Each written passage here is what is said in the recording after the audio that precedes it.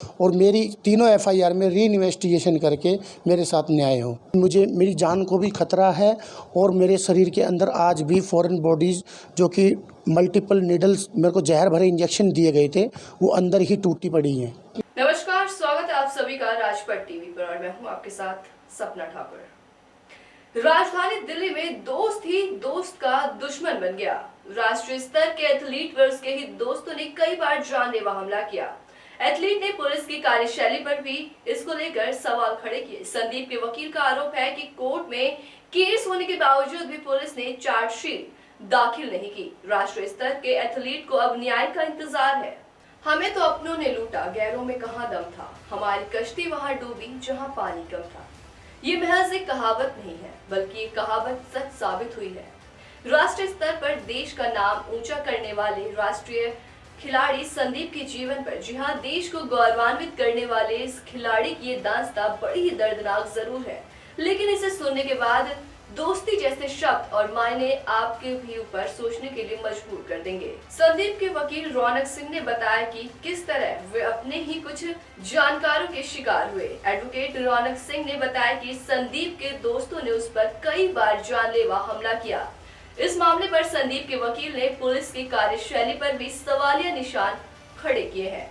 उन्होंने कहा कि कोर्ट में केस होने के बावजूद पुलिस इस मामले में लापरवाही दिखा रही है। संदीप के वकील ने इस मामले में एक सरकारी अस्पताल के डॉक्टर पर भी पद का दुरुपयोग करने की लापरवाही का आरोप लगाया। सर, मेरा नाम है एडवोकेट रौनक सिंह और मैं संदीप का मेन काउंसिल हूँ। अभी उनके जो केसेस चल रहे हैं 30 जारी और रोहिणी में चल रहे हैं हाल फिलहाल, उनके ऊपर पहले भी कई बार अटैक हो चुके हैं और अभी हाल फिलहाल में ही 2 दिन पहले उनके साथ अटैक हुआ है उद्योगनगर मेट्रो स्टेशन पे। पुलिस कोई कार्रवाई नहीं कर रही है, अब तक किसी तरह का साथ नहीं दे रही। सिक्योरिटी मांगी, वो नहीं दे रही है। हमने एप्लीकेशन लगाई, उसमें रिप्लाई दे दिया कि इसको सिक्योरिटी की ज़रूरत नहीं है, इस पर कोई अटैक नहीं हो रहा, ये फॉल्स एलिगेशन लगा रहा है। जबकि हमने सबूत के साथ कोर्ट में सारा कुछ पेश किया है।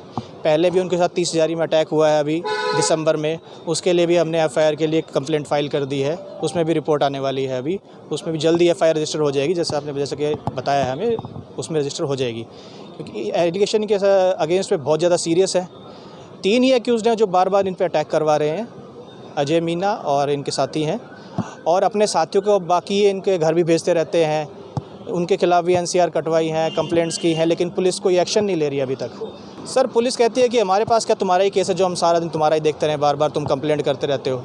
अब कोई एग्रीड पर्सन है वो कंप्लेंट तो करेगा ही, नहीं तो कहाँ जाएगा, पुलिस के अलावा और कहाँ जाएगा। दरअसल दिल्ली के किदाड़ी इलाके का रहने वाला संदीप एक राष्ट्रीय स्तर का एथलीट रह चुका है। संदीप ने पावर लिफ्टिंग में कई प्रतियोगिताओं में हिस्सा लिया और इनमें जीत दर्ज कर देश को गौरवान्वित कर अपने परिवार, समाज और गांव का नाम ऊंचा करने का काम किया।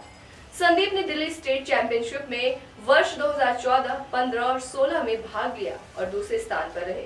इसके अलावा नॉर्थ इंडिया जम्मू कश्मीर 2017 में संदीप ने गोल्ड मेडल जीता।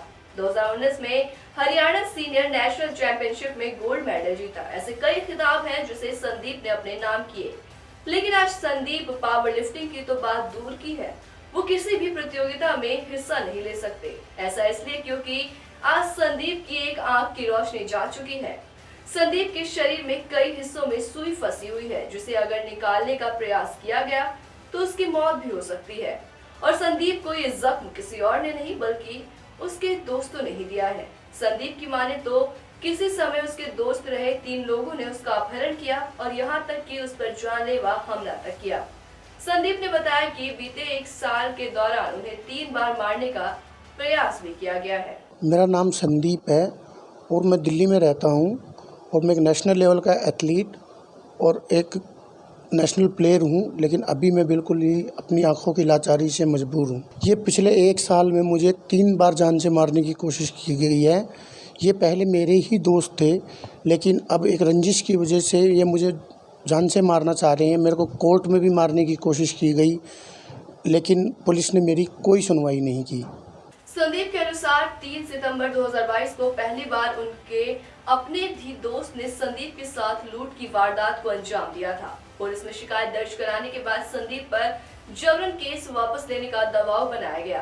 केस वापस न लेने पर संदीप के अपने ही दोस्तों ने न केवल रंजिश कर ली बल्कि 3 बार संदीप को मारने का प्रयास किया।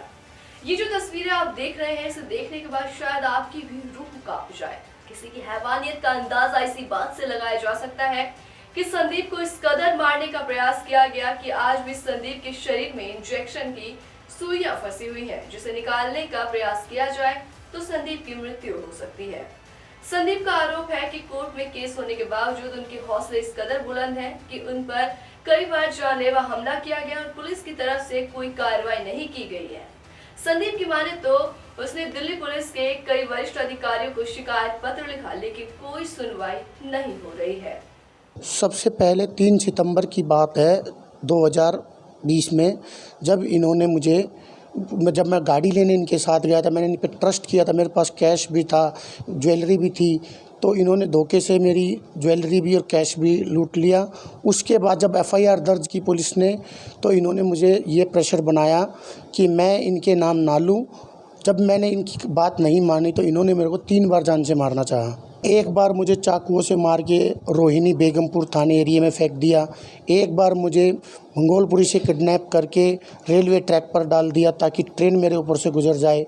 ये तो शुक्र है रेलवे पुलिस का जिन्होंने ट्रेन रोक कर मेरी जान बचाई। पहले तो इन्होंने मेरे ज्वेलरी और पैसे लूटे, ठीक है। मैंने इनसे पूछना भी चाहा कि भाई ऐसा मेरे साथ क्यों कर रहे हो, मेरी ज्वेलरी पैसा तुम ले चुके हो, कम से कम अब तो मुझे माफ़ कर दो। लेकिन ये लोग ये चाहते हैं कि मैं इनका नाम पुलिस में, मीडिया में कहीं पे भी ना लूँ और इन पे जो एफआईआर रजिस्टर्ड है उनमें से इनके नाम वापस ले लूँ, अदरवाइज़ ये मुझे जान से मारेंगे। जी बिल्कुल, रात को 11-11 बजे मेरे घर पर लोग आते हैं, मुझे 100 नंबर पे कॉल करनी पड़ती है। मुझ पर लगातार ये प्रेशर बनाया जा रहा है कि मैं अपने केस वापस ले लूं और इनके नाम ना लूं। कोर्ट में केस होने के बावजूद एक एथलीट पर लगातार जानलेवा हमला होना ये साबित करने पर आमदा है कि बदमाशों के अंदर ना तो पुलिस का कोई डर है और ना ही कानून का कोई खौफ। लिहाजा संदीप को आज भी न्यायपालिका पर पूरा विश्वास है और वो न्याय का इंतजार कर रहे हैं। ऐसे में देखना लाजमी होगा कि देश का नाम ऊंचा करने वाले नेशनल लेवल के एथलीट को न्याय कब तक मिल पाता है। तो इसी तरीके की तमाम बड़ी खबरों के लिए देखते रहिए राजपट टीवी, सबसे पहले भारत।